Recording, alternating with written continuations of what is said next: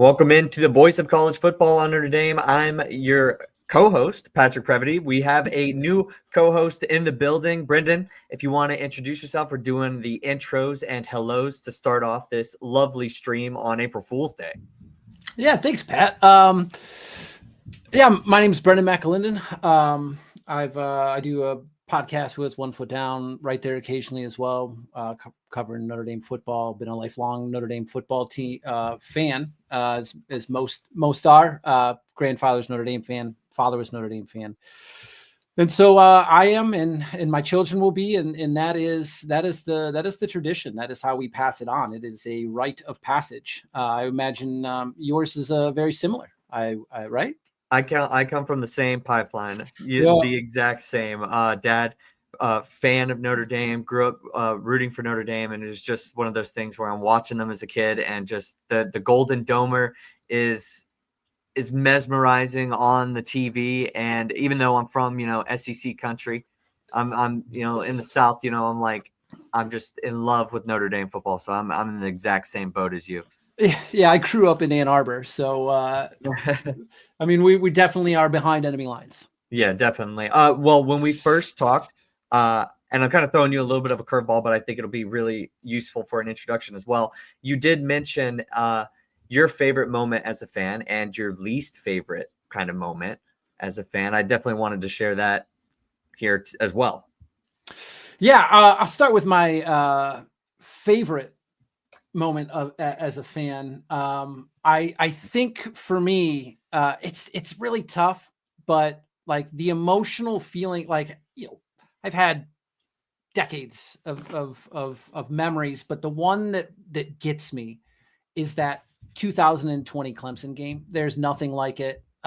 Just because, we've had moments like Stanford and, Stanford 2012, a lot of moments in that 2012 season. But nothing has ever come. It was the number one team. And I understand the COVID with Trevor Lawrence or whatever, but how it all went, those were games and those were moments that Notre Dame just always lost. And for them to get the lead, give it up, come back, tie it, OT, and just everything about it was absolutely magical. As far as worst moments go, it would be easy for me to say because my earliest Notre Dame memory is the '93 season. So I'm not gonna do Boston College, but the worst for me was 2011 Michigan. It was the most gut wrenching of a loss that I've ever had.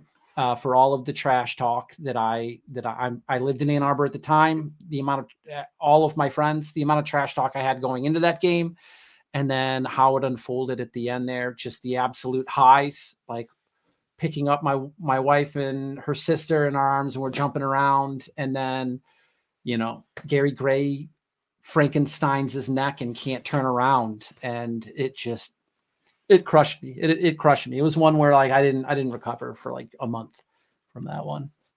So for me, obviously, I'm a little bit more of like the recency bias. I think I have. I'll call it that. With when it comes to maybe my least favorite, and the moment where I'm like, oh my God, it's so great to just be an Irish fan.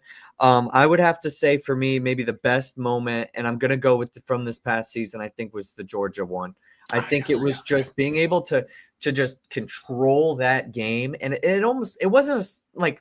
It was maybe slightly start to finish, but like it was kind of like the very end of the first half to finish. The middle eight, especially. Yeah. Yeah. And it was like just seeing Georgia try to attempt something that they probably had no business in attempting at the end of the half, after Notre Dame put up some points and then getting like a touchdown at the very end, and then just being able to enjoy that second half after just opening it up with just a knockout punch. It felt like was just such a great moment. And then just the entire ride of last season just felt different. And then on the other end, the moment that you kind of alluded to as well, where it feels like Notre Dame loses those type of games. Maybe it was against Clemson. Mine was in the playoff game against Clemson, because I always felt like there was something there. There was just a little bit of something, and I got my hopes up.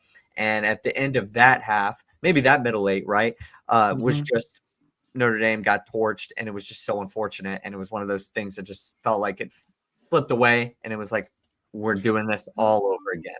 I had less expectations for the playoff game against Alabama. Because we were coming off of the humbling loss to Clemson in the ACC title game too. Yeah. So it wasn't really, I think I did get built up pretty quickly to that, oh, don't get your hopes up so you don't get disappointed part of maybe being a Notre Dame fan. But the Clemson game was probably that first one, because even the 2012 game, I wasn't really, there just wasn't enough for me there to actually feel the actual weight of that. It almost felt like I felt the weight of 2012 in the years following rather than the actual moment itself. The 2012 one is interesting for me because, my entire, if storybooks were real and if destiny is correct and Notre Dame was ordained, they should have won that 2012 game against Alabama. And it was a very sobering feeling, as, Brett Musburger is commenting on the starting quarterback's girlfriend for the entire second half because there wasn't a real game going on. To see that, it was like finding out the Tooth Fairy or Santa Claus or whatever. It was very hard in that aspect. Yeah, that season full of so many magical moments. It was just such a dud. And it was almost one of those things where if you write a movie script and you say that the underdog doesn't win at the end of the game, well, it doesn't happen like that. Like there's got to be, it feels like there should be more of a lesson in that game where it was like, oh, like they just barely weren't able to hang in there, or something like that. But like the ending of the Lucas Black Friday Night Lights. They didn't win the state title, if I recall the movie correctly. They lost at the end of the movie, right? Yeah, I believe so. Yes. I mean, my brain was going to Rocky. Yeah, Rocky won as well. Yeah, just such a valiant effort at the end. It didn't even matter. Well, then 2020 should have been in our that was for you, the Rocky 2, where he finally gets Apollo. Yeah, it certainly felt like part of it, at least. But let's move to present day. I think the viability of the spring game is definitely the first thing that we need to talk about. The longest season in program history, so that inevitably leaves with a shortened spring era for this 2025 football team. And when a lot of people are leaving the old model, if you will, of the spring game, Notre Dame is sticking with it. And there's certainly things that we can learn, things that we can gain from this. What is your opinion on this spring and maybe the viability of such a game?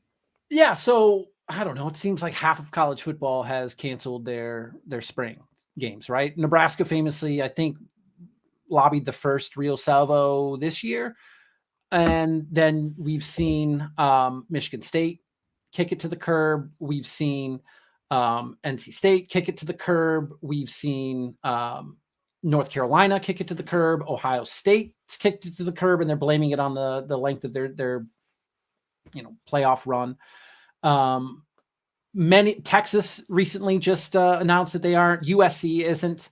All of these programs are canceling their spring games, and I kind of understand it from one aspect. I think that Matt Rule's a dork, and saying that teams are scouting your spring game, get out of here. Notre Dame holds the real spring game this weekend. They're going to do a close to the public scrimmage, like 90, 100 play scrimmage. They've done it for a few years now, where that's where the coaches really set the pecking order. And then the spring game is more or less just an exhibition for the fans.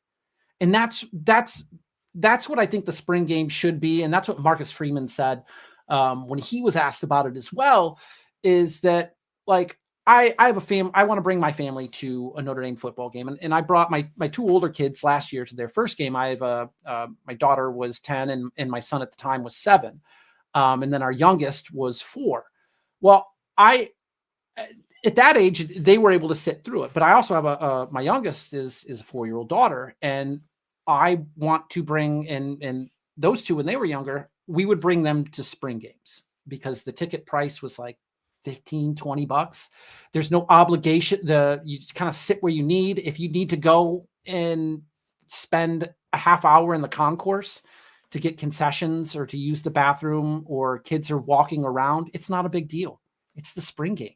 I don't, but they get to see the pump. They get to hear the band. They get to see the player walk. They get to go into the stadium. They get to see their favorite football team play against their favorite football team. So no matter who plays, they win. And it's the ultimate family experience. And I feel like all of these programs shuttering these spring programs down, it's just furthering that sort of NFL corporatization of the sport. And I don't like it. I think that the spring games viability should be for fans to get excited about the season, but then also offering a fiscally responsible means for you to come, make your pilgrimage to the Holy Land. We are in such an agreement here. I am so surprised. Also, this isn't exactly a new revelation with why teams are somehow not, they want to shun the cameras, or they want to not have a spring game. Like, we've known that we are headed towards this new model, this NFL corporatization, as you described it. We know players are hopping in and out of the portal like a lot, essentially. And the timing of the portal is extremely difficult too. And there's going to be changes as time goes on. But I would like to also point to just simply, there are so many other benefits to having a spring game. As you mentioned, it's so great for the fans, for the true fans. And there is stuff that you can gain from like having this game. And as you mentioned, the 100 play scrimmage, or 90 to 100 play scrimmage, is going to be the real like audition and tester. But you can have a game like this and still gain a lot, even in a world where it feels like it's almost archaic. Or you have here, I pulled it up because I thought it was a very interesting point when you started out with it. As of March 10th, so I know that was about a month ago, there were 19 Power 4 programs that had already canceled their spring games. So that number has probably risen, I'd imagine, over the last month or so. Now, you probably have to announce it before spring starts, so at least you know exactly where you're going or not going. But it just feels like there's plenty to gain, and the idea or why they're not having it is a little bit misplaced. You can blame a lot on NIL. There's a lot it's done and changed, and for good and for some bad. I just feel like, I don't know if this is one. If you don't want your cameras to come in, just air the spring game a week later. And I believe that's what Michigan is doing. I don't know if that is exactly they're holding, they're just airing it the next week. Which that's, at least you can still watch it, but like, it's not going to be like the end all be all. They didn't even used to air them on TV. It was always a big deal for Notre Dame because they had NBC, prior to Peacock. NBC would have the blue gold game, but like a majority of them, like maybe the Big Ten network or the SEC network or Longhorn network Pac-12 network might show some of them later on in the week, but it wasn't like a live thing for a number of years. And I just don't understand where this is coming from. I don't like UCF. They canceled their spring game, but they opened up 2 practices to the public, which I like that. And I like that about NFL teams, is NFL teams do have practices open to the public, and I like that. But like, I don't know, to lock everything down and to create like,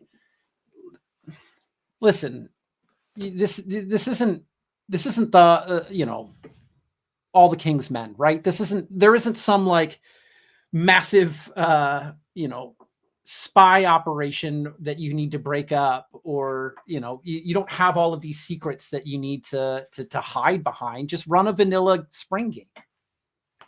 Yeah, exactly. And I think, Michigan is doing what they're doing almost to also protect some of the players as well. So I think they're trying to, they don't want to have a player to go out there and then have an awful spring game and then have that aired as well, while they're trying to potentially hop into the portal. So then maybe nobody else sees it, right? And they have a week to get out, go to somewhere else, and then that game airs. So it's like, I feel like it doesn't solve all the issues, right? Because you feel like you don't want to run a vanilla spring game, but who cares? There's plenty. It's not the end of the world to have a spring game either, right? I know a lot of programs are going to say it's not the end of the world to cancel it.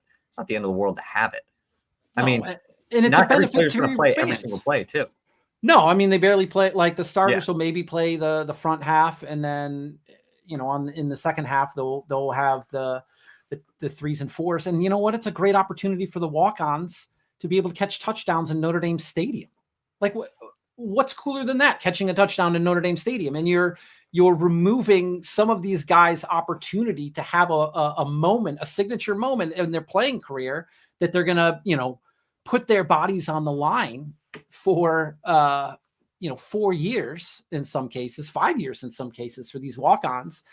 And you're taking away their opportunity to get on TV and to do things. I don't know.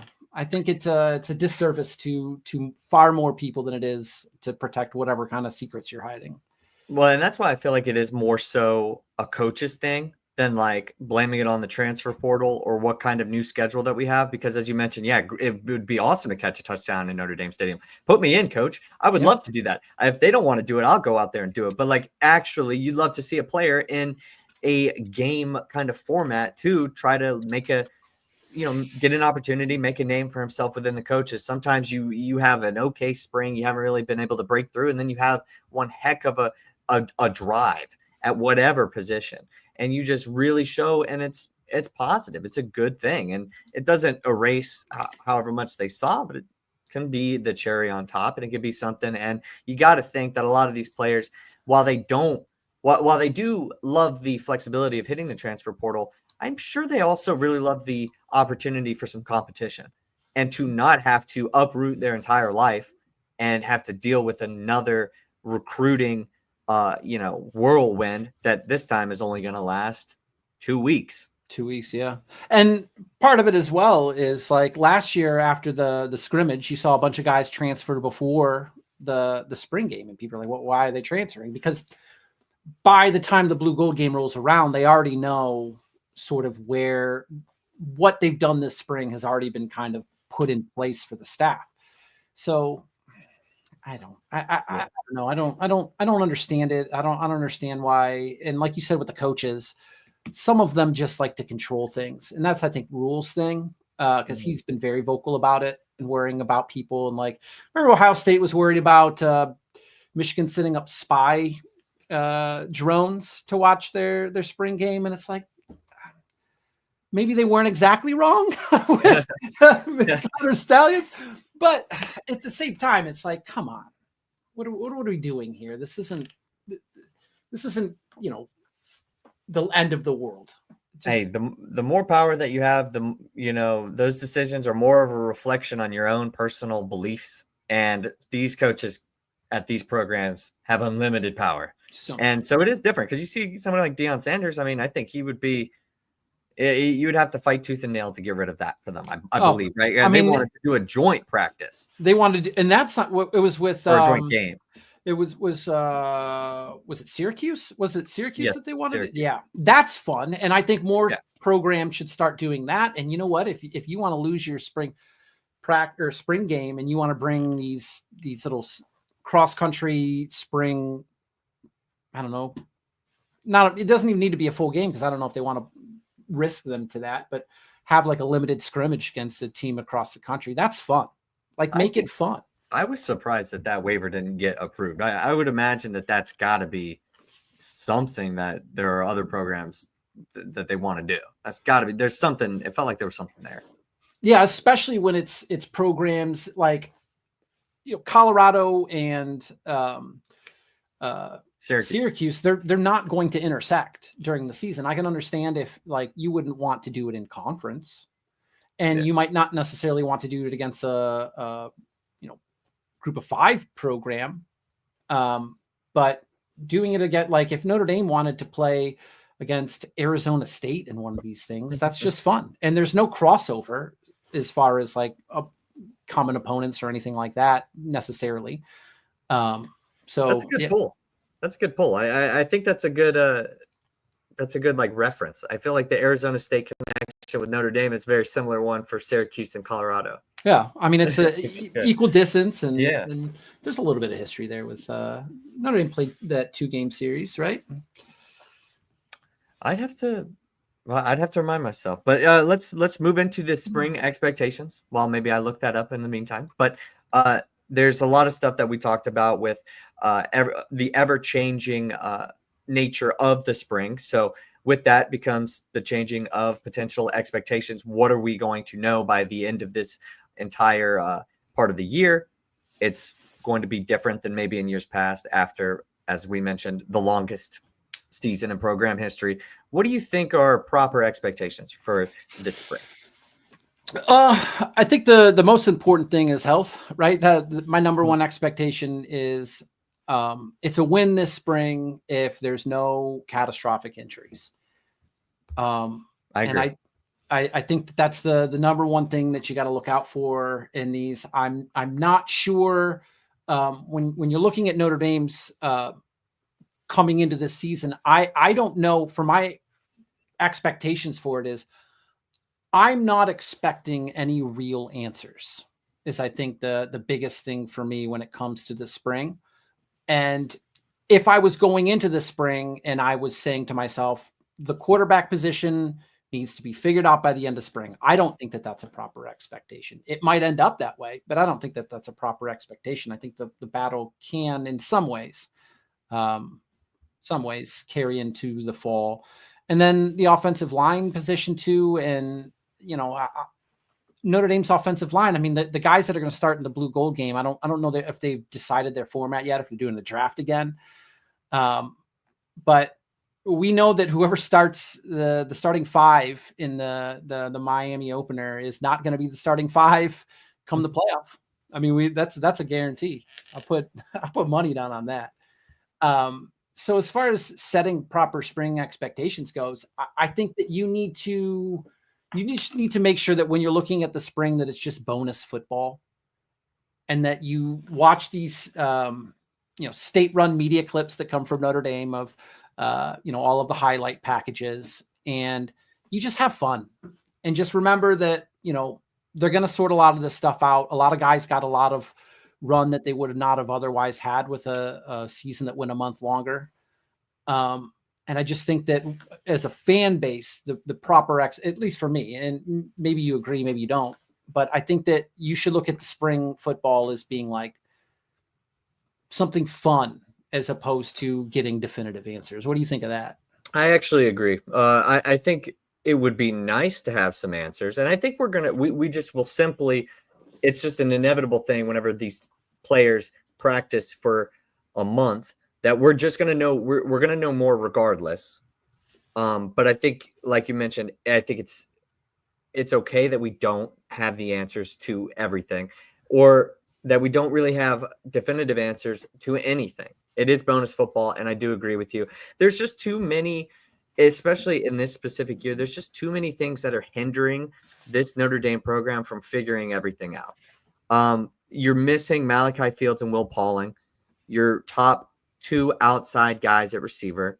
That is something that not only, like as you mentioned, gives the opportunity to some of the other young receivers to have run, but it kind of does hurt a little bit the evaluation for potentially maybe the three quarterbacks that we have. We are having the first quarterback battle that we have experienced in a minute here, and it would be nice to figure that out, but we don't really have the means to really have a definitive answer, I think.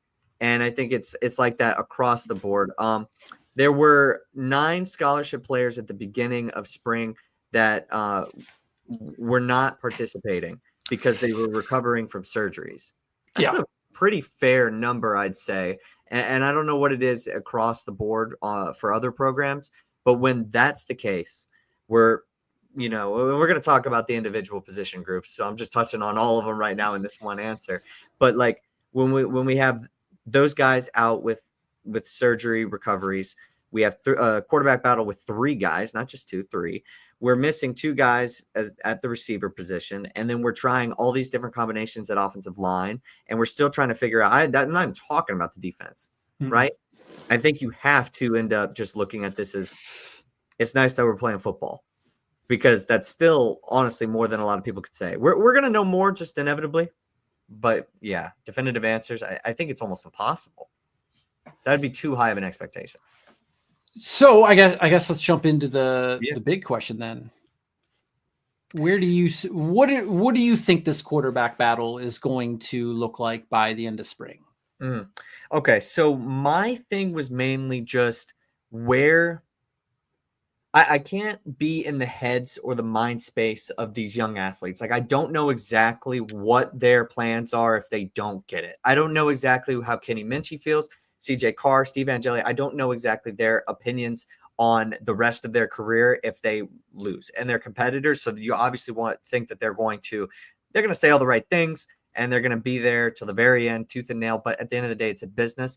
I think as far as this quarterback battle is concerned, Steve Angeli, I think it really is a lot of, like, I think he spent so much time within the program. And I think with Carr recovering from, what he had to deal with last season, the lack of play time for Minchie, I think Angeli's just inevitably also started with the lead.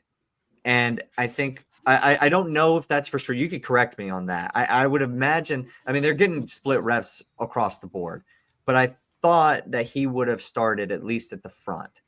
And I think unless he does something really bad or one of the others are like undeniable, I thought it was kind of his to not lose because that feels a little too strong, but somewhere right under that. I think that's probably right. I mean, he is the veteran. If he wins the job, he'll probably be a captain. That's sort of where it's at for him. I wonder how much value they place on, because of the three, which would you say has the lowest ceiling?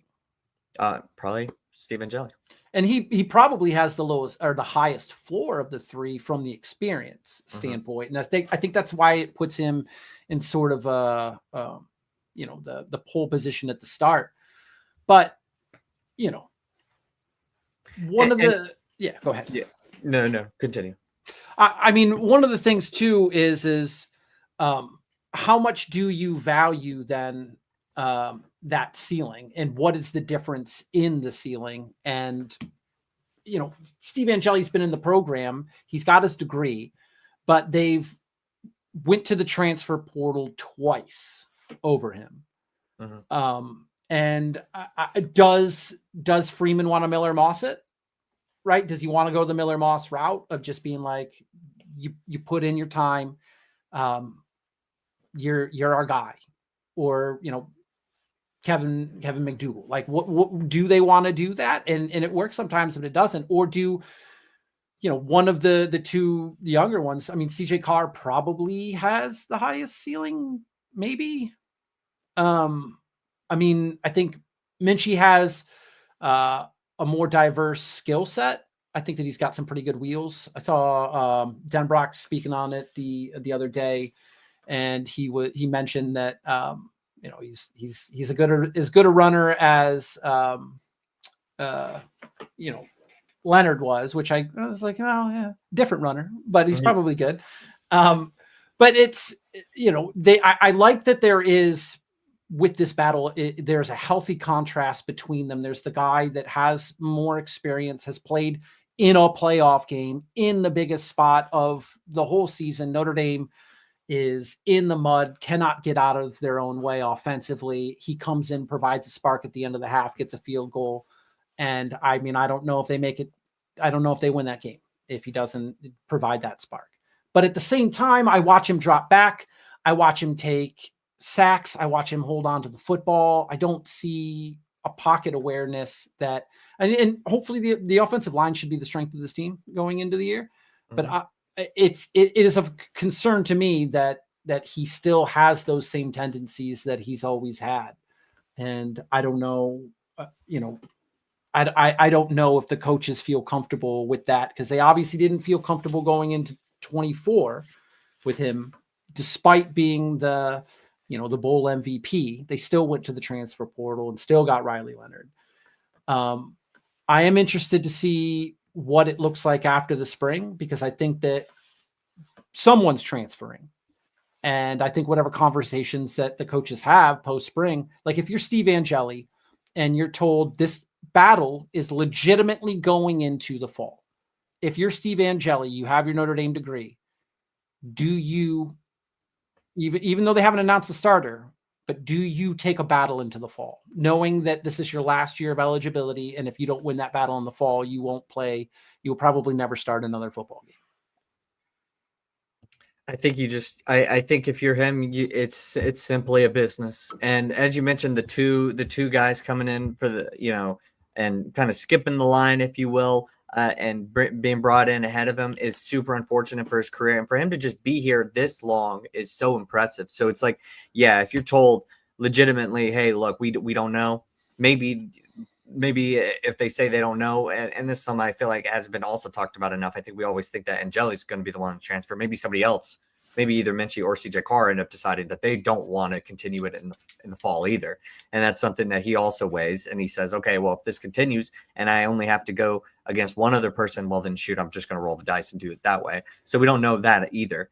But like, yeah, I think it's simply, and I think that they know that, it's not going to affect their decision on what they decide to do. But I think they're aware that, this is a man who, like you mentioned, you want to play football. You don't know if your last truly meaningful snap, has already been played, and it was against Penn State. I have no idea, and I agree. I don't think they win that game unless he comes in and they get some points on the board at the end of that drive. I think that is his biggest audition tape almost too, where it's like he came in and you're saying all this about the floor or the he's only got a certain ceiling. Well, he was able to do that on that stage. That's pretty darn impressive, and I'd like to think that this offense potentially could get more explosive, even more explosive than it was with either Riley Leonard or Sam Hartman.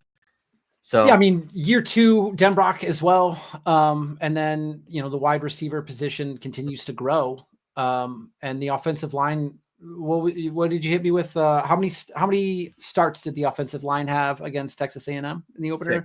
6. How many could they potentially have this? 58. Yeah, that's. I mean, you're gonna have a line, and the way that the line's trending right now, with having Jagisaw guard and then potentially Gerby Lambert and Emil Wagner. I mean, it's gonna be a beefy line. It's going to be an enormously talented and good offensive line.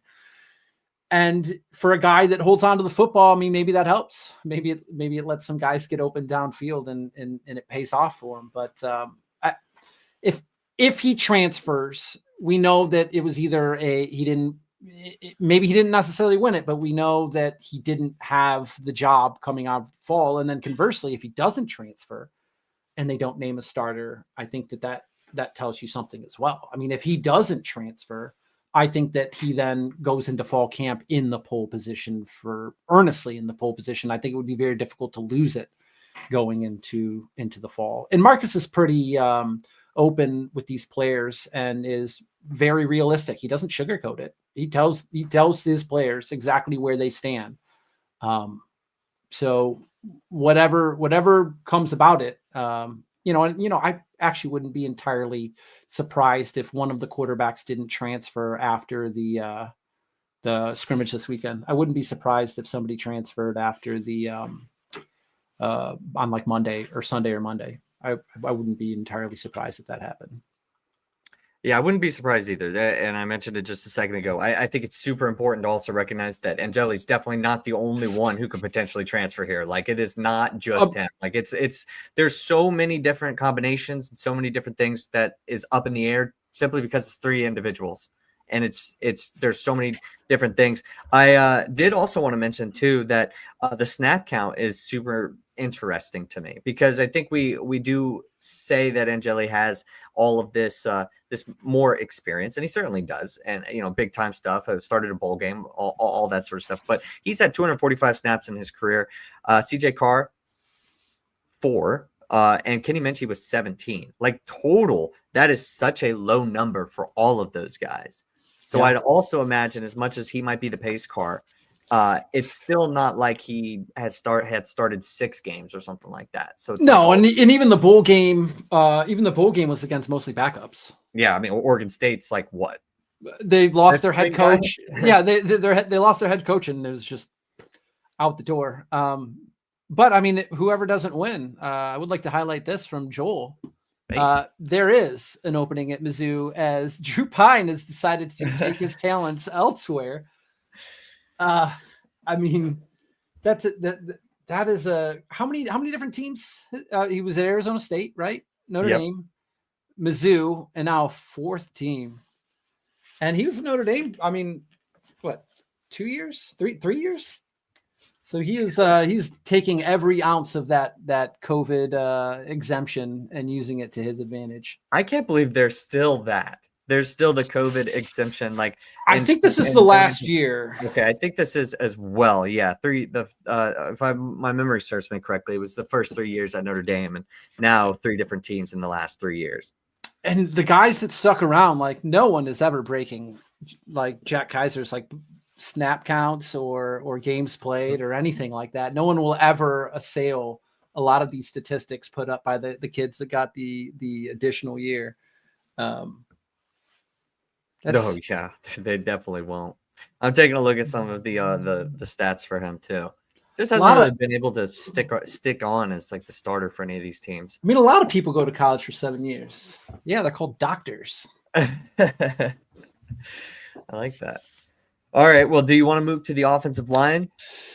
Yeah. Do you have any big thoughts about Jagisaw moving inside? Potentially. I mean, like you said, they're playing with things and just figuring out different configurations, and it's about getting the best 5 guys on the field. But do you have any big thoughts about having Jagisaw move inside? I like it. I think having the top 5 guys on the field to be able to potentially protect a guy like Steve Angeli, to be able to just in general have players figure out exactly where they might truly fit is super beneficial. Like, we don't know exactly what this team is going to look like, but we know that we've got probably the best returning running back in the country. And we've mentioned it the third time here, with the 6 starts last year going in to the Texas A&M game, now with 58. Well, that means that we've got a lot of talent, and we got a lot of players who came in because we had such a long season last year at the very end who definitely deserve to be on the field. And this is the time where we put the best 5 out there no matter what, because we also know injuries are part of this game, and you do want to be able to know who your best 5, who your best 8 are as well. I like it. I'm personally a fan. Also, I trust the coaches here whenever it comes to this sort of stuff too, because they know like when they move stuff around, and it could be one of those stories where, because you hear it a lot of times on former athletes, their podcasts, like I got moved in the spring and it worked. Been there, been there forever. I mean, if he's the only player that can really move on the line, then that's also a big thing too. Like, I don't know exactly the versatility for each of those guys on that offensive line. He's the only one Yeah, he's the only one of the tackles that, because I mean, Emil Wagner's not moving, and you can't. I mean, Gerby Lambert's not playing guard, so he's the only one that can. And I think that like 15 years ago, it would have been seen as a slap in the face to Charles Jagisaw to be asked to move inside. But I think that the way that the NFL is now, and the way that the whole draft process works, is that a lot of teams are looking for versatility from these linemen to be able to play multiple positions on the line, because a team will look at you and they'll say, look at somebody like Zach Martin, like his entire Notre Dame career at left tackle. He didn't play left tackle in the pros, right? Right guard. And you look at other guys at other ones, and they're just moving them and putting guys at the positions that fit them: left side, right side, inside, outside, center, and being able to display that versatility for your NFL draft stock is enormous. So while 15 years ago being asked to make that move, and I also think that the importance of the guard position in the last 10, 15 years has exploded with what you see from quarterbacks, especially Tom Brady made a living out of stepping up in the pocket. And you can't step up into the pocket to avoid pass rush if you don't have an ironclad interior. So if the inside of your offensive line collapses and you got to spin out, well, then the whole play's broken. But now the tackles can, push them out to the outside, and then you can step up into the pocket, which is something Joe Burrow does exceptionally well with the Bengals. Is it's his ability to step up in the pocket, extend the play. Patty Mahomes does the same thing. And I just think that the way that guards are viewed now has changed so much that they used to. So I think Charles should be maybe he'll be. I don't think that there'll be the reluctance to make this move either that you might have gotten before. I don't think that there's any shame in playing on the interior line and being able to display that versatility. And especially because, a lot of these tackles, they don't end up projecting to NFL tackles anyway, right? So yeah, you see that all the time. The time. I'm in agreement. It's certainly one of those things where you see that move, and yeah, 15 years ago, I definitely think it would have been something that would have been like viewed a little bit different, but there's so many, it could be something that he's potentially grateful for because it's not a move that he ends up having to make at the NFL level or anything like that. This is a super deep offensive line. You said it earlier. This is potentially the best position group for Notre Dame. And it's been like that, maybe including tight ends, although tight end is a little bit in a weird spot right now, I'd say too, just with like the general the injuries. Everybody seems to have they're talented, but everybody's got some sort of injury. But yeah, like this offensive line group is just so talented as well. And how Joe Rudolph ends up sorting it out, we're not gonna have definitive answers, 100%. I certainly don't think here. And he made moves last year, benching experience, then going back to experience because of injury. Like there's all these different moves that could happen. So I think Jagasaw is he could potentially find himself there, and he could potentially end up finding himself in a different part of this offensive line where he maybe is even more comfortable. I don't know, but I definitely think it's a very good thing. And then you want to, no matter what, give yourself as many options as possible. So if whether or not your quarterback's Kenny Minchie, somebody who can move and way different than Riley Leonard too, like as far as the way that he can run, or if it's Angeli standing there like a statue, well, you got to make sure that you're going to protect either of those guys, whether or not they can run out of the pocket or not. And I think he's going to figure it out. And this might be the first real big step of doing that too. And I like the point to Rudolph as well, and what he did last year. The way he navigated the offensive line last year was one of the most masterful jobs of positional coaching Notre Dame has seen in a while, with the injuries as well as what he went into with the freshmen going into that Texas A&M football game. And then, it will be funny if they decide to go with experience to start the game against Miami and Anthony Knapp's on there and then he loses his job again. And I hope in 2026, Anthony Knapp's back again to start the opener there as well. And, he can just be the official, the opener, like sort of like a reverse closer. Yeah. And I have the snap counts here too. And it just looks completely different than what you might see at the quarterback position. Because you've got 1,000, 2 1,000s essentially, and then 843 with Knapp, and then 397, 182. And then you got a lot of guys who have been able to rotate in and out. And that's with losing a couple individuals in the transfer portal, in the winter transfer portal, which is so key. There's just so much to like, in my opinion, about this offensive line. I think it's just so great to even have an opportunity to be able to move such a talented individual to the interior of this line. Yeah. And, it's a privilege. It's a privilege. Yeah. It's an embarrassment of riches. And that's why when, we're seeing, Rocco go to Nebraska and we see Pendleton transfer out and there's no, it's like, I just sort of look at it and I go, yeah, that's fine. That's fine. Because those are experienced. I want to be entirely too mean, but like Rocco had years. He had years to prove out. And it took injuries in order for him to get into the lineup.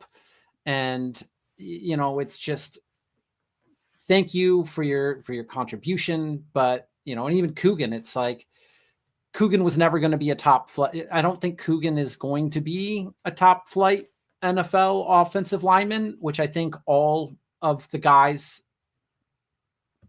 Ashton Craig might, Joe Otting might. I mean, there's the ceiling on everybody behind them, behind, like, that's why I don't worry about those transfers coming out, is because when you have good players, guys get experience and then they move on.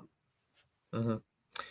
Well, let's move into the wide receivers, obviously without a couple of them that we mentioned earlier for this spring. But the goal of this Notre Dame offense, I would say, is to get more explosive That's a nice big general goal. I think for a lot of offenses is to be more explosive. Well, Notre Dame is in that category. Bringing in Sam Hartman, Riley Leonard over the last couple of years, I feel like you really haven't hit that upper echelon of downfield passing that you maybe would have expected with bringing in those top flight transfers. Well, as they figure out the quarterback situation, they also need to sort the wide receivers. Just in a general sense, what do you think about this wide receiver room? What's funny, I was looking at it today as far as who's actually going to be here for the spring. At the Jordan Faison's, he's a lacrosse bro, so he's doing his lacrosse thing. And Malachi Fields isn't here yet. He doesn't come until fall camp. Micah Gilbert's hurt. So I don't think that they have anyone at the X or boundary that probably will play at least meaningful ones or twos currently on the spring roster. So it's going to be a fun opportunity for the freshmen to sort of put up, get an opportunity to show their wares. And it's nice that all three early enrolled, because one thing that helped, Micah Gilbert last year was the early enrollment. Cam's going to catch him. Cam Williams is going to catch him on the number of springs that he's had. And I think it's a big spring for Cam Williams as well, to be able to, have an opportunity to do that. I think they have a lot of potential. The Great House thing is one where I think what's holding my hype for him back, despite posting 100-yard, his first 100-yard receiving games of the year last year in the playoff, what's holding me back is the consistency. And I don't know if I'm going to be able to get that answered in the spring. But I think I'm higher on the wide receivers this year from a talent standpoint than I've been in a while. I like KK Smith. I like Cam Williams. They supposedly nice things are being said about Scrap Richardson and Elijah Burris and, Jerome Bettis Jr. As the young guys. Logan Saldate, interested in seeing, what that looks like as well. There's just a lot of talent and speed at the position. And it's not like, I don't know, the 2020 season where they basically had 3 wide receivers that they could trust on the field, and that was it at the end of the year. So if, I'm trying to think of the play, but I'm pretty sure it was one where Benny Sco runs a go route. And I think it was against Clemson in the ACC title game, and he runs a go route. He doesn't get the pass, and he comes back, and there's nobody to spell him. And he's just, he runs down the field 65 yards, and he's got to hurry back to the line of scrimmage, and he's just nothing left in the tank. Don't have anybody to bring him in. That's one thing that's nice. And I think when you have a lot of these guys too, that when there's competition, it helps sharpen the, iron sharpens iron. And I like the addition. Malachi Fields is a pretty good addition. And I think he'll fit in day one when he gets in there. So yeah, it's a pretty good mix. It's a better mix than they've had in recent years. Yeah. So I look at the wide receiver position maybe just a tad different, only because I think it's one of those positions where, yes, Malachi Fields and Will Pauling aren't here in the spring. And you obviously have Faison with his lacrosse stuff, as you mentioned in the beginning. So you have some guys who are probably inserted at least in the middle area of the depth chart. They're not going to be under, the freshmen or some of the sophomores who have taken less than 10 snaps or anything like that. But I think if there's an individual outside of Greathouse that were to really separate himself, I think that is definitely somebody I would want to. And not that you weren't saying this, but I think that's also something I would really buy into. Come fall, if KK Smith has something to show, being somebody who's a little bit older too, and has actually gotten some playing time. I think that is something that I want to take a look at and be like, hey, am I hearing anything here? Because if I'm not, his time might be up. If or somebody else, if I'm not hearing anything, then I on the other side, then maybe I am looking towards the younger guys to provide some sort of spark if the new additions and Greathouse doesn't take that next step. But I think if they do take another step, or if there's something in that spring game without a quarterback that is established, I think that is a really, really good sign. Do you know that there is only one senior wide receiver on this roster that Notre Dame has recruited? No, And actually. do you know? Well, I was taking a look at the. I have the years. Can you guess? Can you guess who that wide receiver is? That Notre Dame recruited, who's currently a senior. Would a redshirt junior count? Yeah, we'll say that. Is there a redshirt junior? I don't think so. Oh, I think it's just one. Shoot, I'm looking at the depth chart. I don't even. Oh, you're not going to find it. Oh, I'm not going to find it? You're not going to find it because that wide receiver is Tyler Buchner. Oh, my goodness. That's the only senior. That's the only senior wide receiver they have lining up this spring. Is Tyler Buchner, quarterback. Oh, I should have got that. I'm mad at myself for that. Dang it. That's one of those fun trick questions, right? Yeah. Well, you were. Yeah, it was a setup. But yeah. Tyler Buchner is the only. That's a really good point, though, that you're missing somebody at the very top of that depth chart that you should potentially be having. Obviously, Will Pauling's a grad transfer, but yeah, wow, Tyler Buchner. Yeah, Tyler Buchner. There you go. You know, Tyler Buchner, depending on how the transfers play out with the QB battle, I mean, Tyler Buchner might be getting QB reps in the fall too. I wouldn't rule that out. Like I mean, there definitely is a scenario where I could see both Minchie and Angeli bouncing, depending on how the spring goes. Like, let's say, I mean, we don't really know yet, but let's say, CJ Carr is the goods and straight up wins the job, and then Minchie and Angeli bounce out, and then you look at the quarterback position and you go, I guess Blake Herbert and Tyler Buchner. Yeah. That's your room. I mean, we were talking a lot about not being able to know 100% of some of these questions or the answer to them 100% definitively. I mean, yeah, if somebody has a Sam Hartman type of spring game, well, yeah, we're going to know. I think we're going to have an answer fairly quickly. If that's CJ Carr, I'd imagine both guys go out, and you got Tyler Buchner out here almost writing a script that he could sell to Hollywood eventually. We have another Notre Dame football movie coming down the pipe here, maybe in like 2035, because if he were to have some sort of moment. Yeah, I could just picture it now. I mean, like Angeli and Minchie bounce, CJ Carr wins the job. CJ Carr gets hurt in the Texas A&M game. Tyler Buchner has to step in, and he leads them to a national championship. I mean, you get Joel Schumacher on the line. Maybe we can get Hans Zimmer to do a soundtrack for us. Oh, that'd be great. And then none of the players would have to complain about putting their jerseys on the table and saying that wasn't true for all the years after the movie was revealed or released. That would be great. Doesn't take away the shine. We just thought it was a joke. Yeah. All right. Well, let's move to the defense. The first little bit of defensive talk that we've had today. Obviously, the Vipers position for Notre Dame. Curious as to what you're thinking is going on as far as that is concerned. So new DC, right? Chris Ash coming in after bouncing around basically following Urban Meyer around the NFL for a while. So there's definitely questions at the safety position, right? There's questions at the interior line.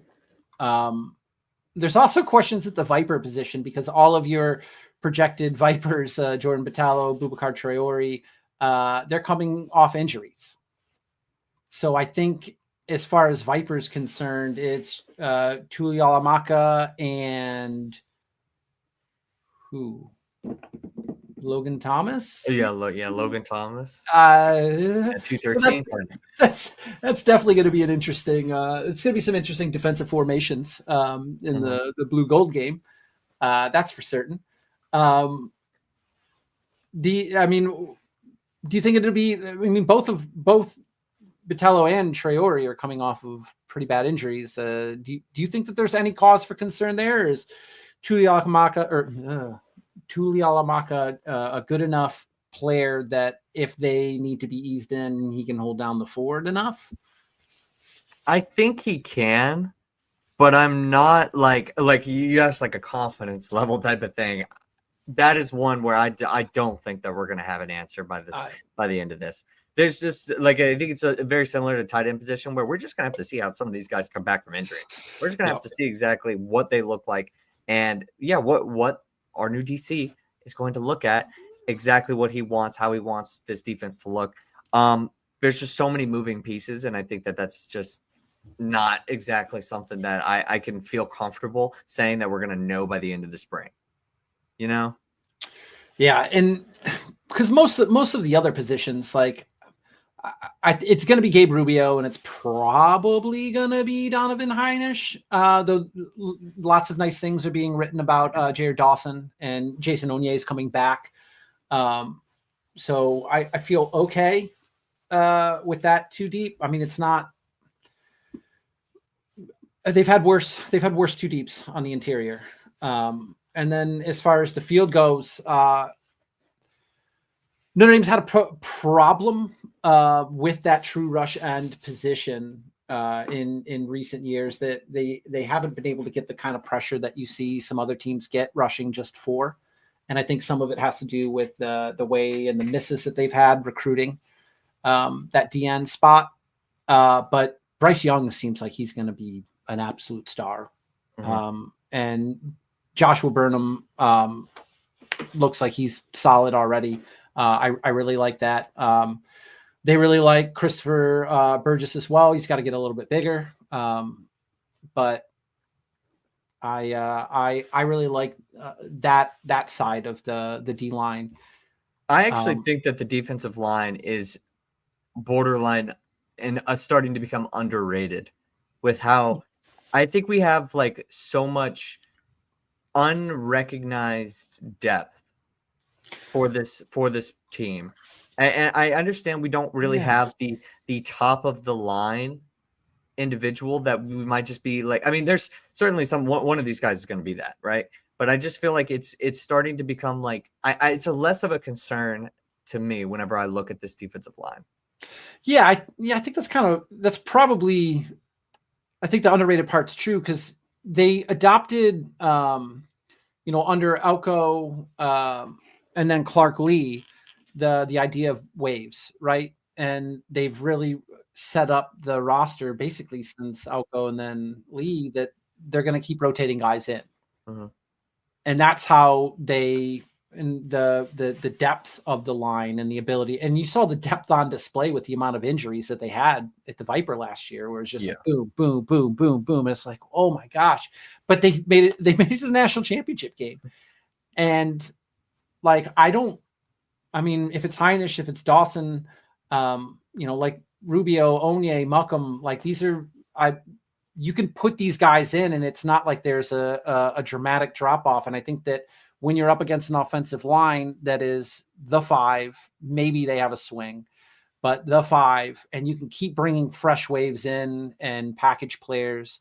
I think there is something to be said for that. And the only thing that I think that they lacked was that true game wrecking, like TJ Watt, Myles Garrett, most recently Abdul Carter for Penn State, like a guy that wrecks a game, that will allow your DC to say, I can rush 4, like we saw the Philadelphia Eagles do. I can rush 4, I can get pressure, and then we can play our defense. And I feel like they are just a dominant player on the end away from having a truly, truly elite defense. And they were pretty elite last year, but like truly elite.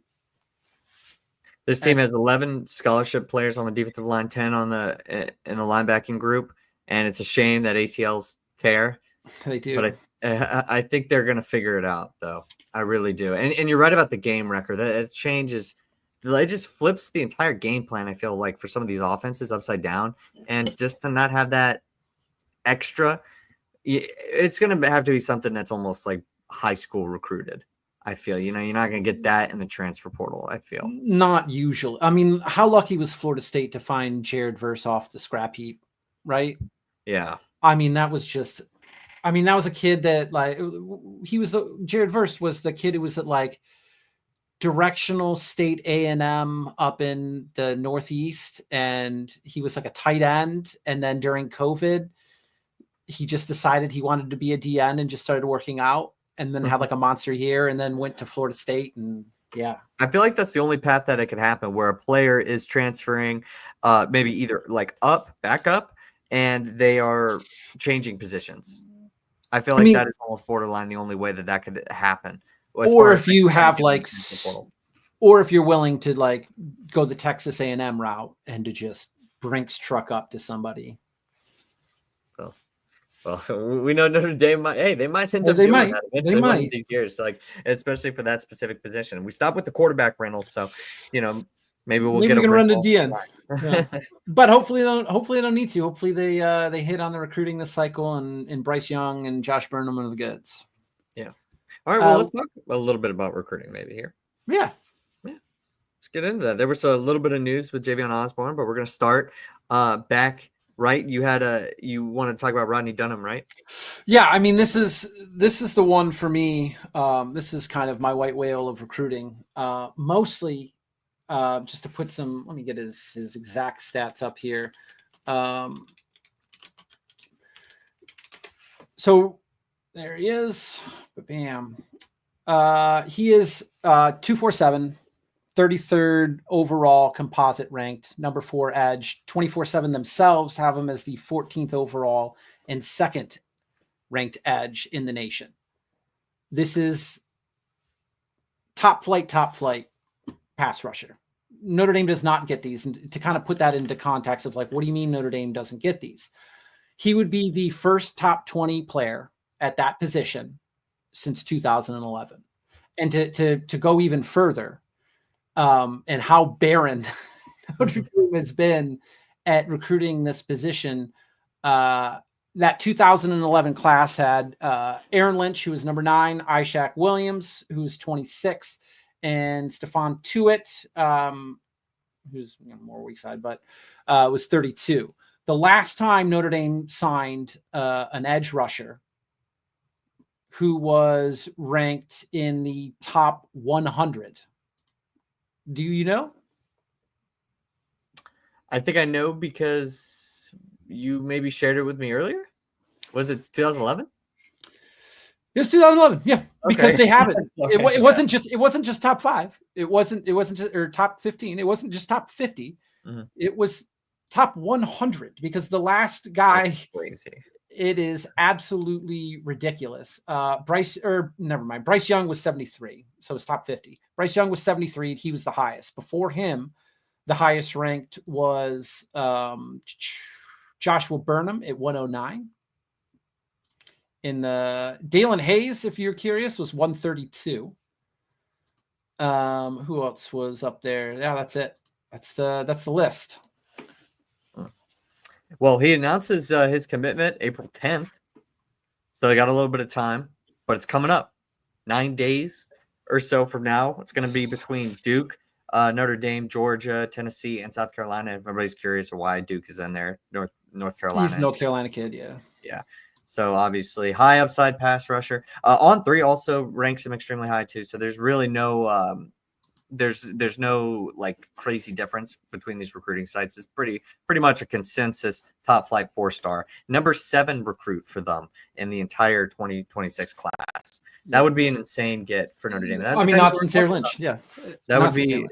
Yeah, it's exactly what we were just talking about. Where if you could get an individual who is like that, that's a game wrecker or potential game wrecker. Now, obviously, we see a lot of great, recruits all across the country. Maybe not, live up in quotes to that actual potential ability or that they were, thought to have had. But this is the type of person that fixes that. And he's something Notre Dame is certainly, as you mentioned, not exactly accustomed to recruiting.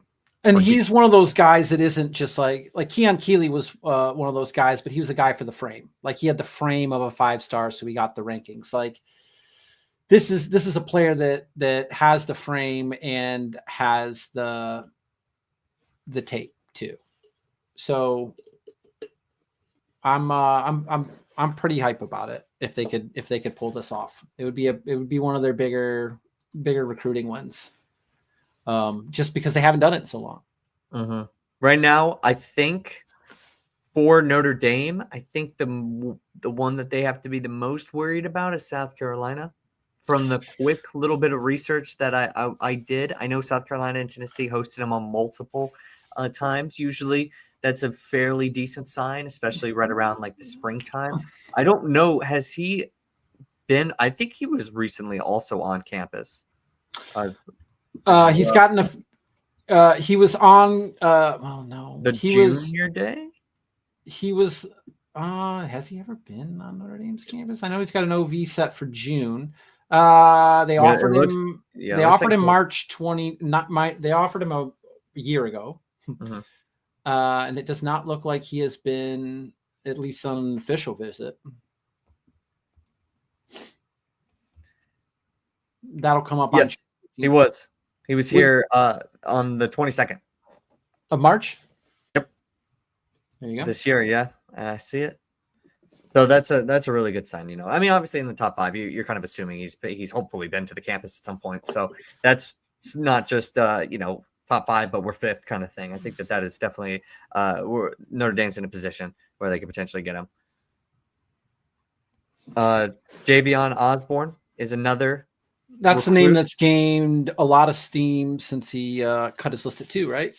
Cut his list at 2, and Notre Dame is one of them. It's Notre Dame and Michigan.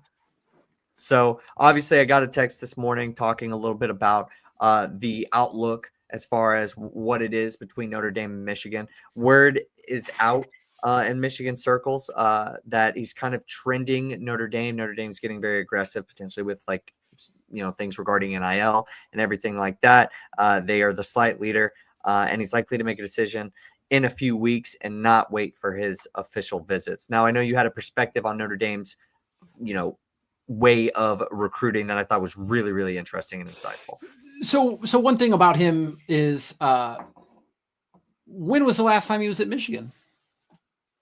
I could find that maybe a second, but I don't know for sure. But yeah. So if it's down to Michigan and Notre Dame, and it comes down to and he's been to Michigan, and he's still got he's not going to take this. He's taken this battle off the fall. It's spring wrap up, so he gets his spring visits in.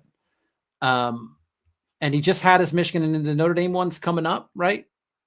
And then he's making this announcement.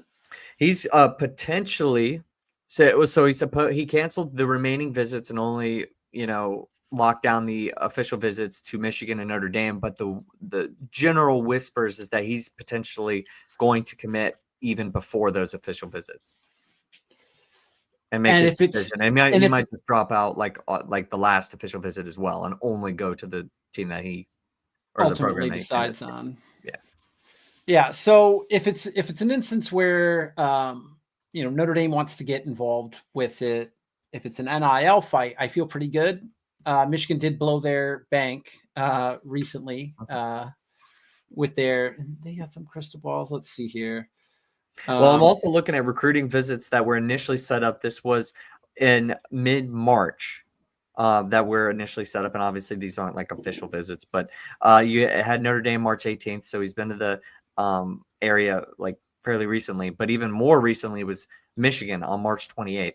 So maybe he saw something there and he knew that those were going to be the two, so he didn't bother with Miami, which was scheduled initially for April 4th, and USC, which was scheduled initially for April 22nd.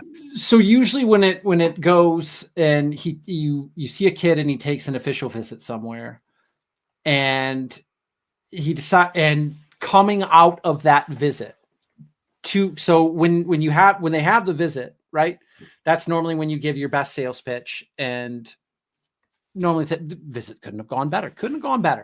But when you're coming out of your OV to another school and the word on the street is that Notre Dame looks like the slight favorite coming off of the visit to Michigan, which he went this last weekend, I mean, and if it's a matter of NIL and Notre Dame is the leader in the clubhouse, Marcus Freeman, as you were telling me before, what was Marcus Freeman's general perspective whenever it comes to these like bidding wars, if you will? And you can see it as long as Marcus Freeman doesn't feel like he's being played. And as long as Marcus doesn't feel like there's needless drama, if the kid's being straightforward and everything's going on, Notre Dame will not lose an NIL fight, because Marcus Freeman will have the ability to open up the checkbook and do whatever he needs to do to get a kid that he wants onto campus. If Marcus feels like he's being played for money and being bartered against, or trying to pit the schools against each other to try and escalate the payroll, Marcus will pull out. Does not want to play. He's very old school in that manner. If he sees handlers or family members getting involved trying to do stuff like that, Marcus will hit the ejector seat too.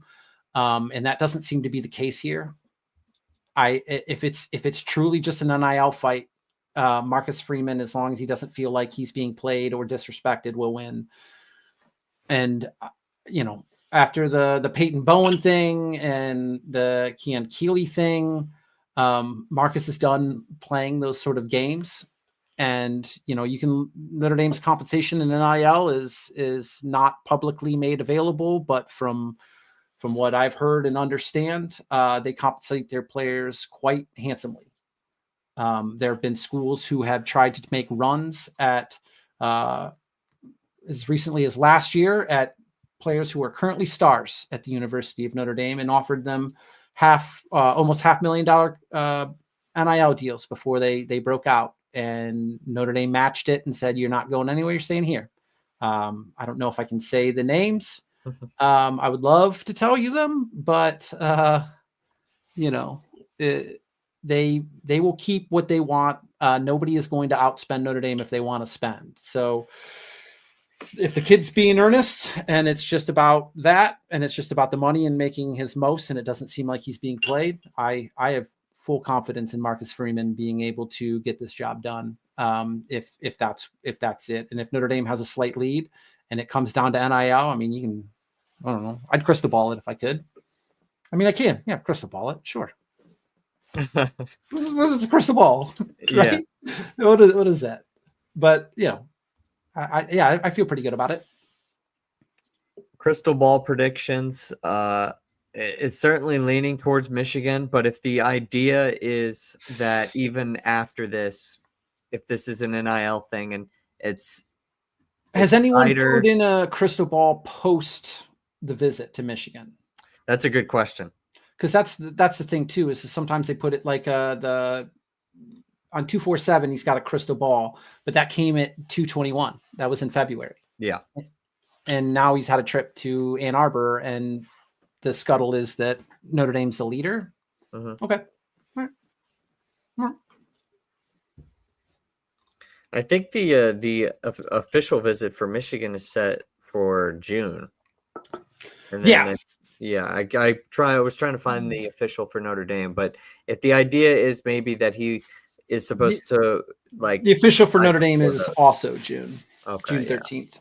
That would make sense. Also, so Notre Dame first, June 13th, and the week after would be Michigan. I mean, that's just something where we're gonna have to wait and see, hearing stuff from all different sides. But I completely agree with you. I mean, if we're getting into a checkbook battle, and it is truly a Texas kid deciding between Michigan and Notre Dame, well, I like the chances at the very least. Yeah, I like Notre Dame's ability to pull in Texas kids more than I do Michigan, at least in recent history. Yeah. Notre Dame's done pretty all right. Man, we covered a lot today. Yeah, I think we did it. I think for the first meeting of the minds, I think we did a pretty good job of getting through it. Yeah, I definitely think so. We made it about 30 minutes over the ballpark too. So it's been a fun ride. It's been a fun ride. You wanna take us home? Yeah. Do you read books? You a book reader? Some depends on what you might. I read a lot of. I mean, you look behind me. I read a lot of books. Tell you what. Do yourself a favor. Go on Amazon, because it's only like $22 on Amazon. Go on Amazon. Don't read up on it. Just buy it. I'll give you a 5-second overhang. Buy the book Dungeon Crawler Carl. It's a book. Dude self-published it like 5 years ago, and then it got huge in the last. Seth MacFarlane, his production company, just picked up the rights to it, and they're going to turn it into a TV show. It is absolutely phenomenal. Picture like it's basically like The Running Man.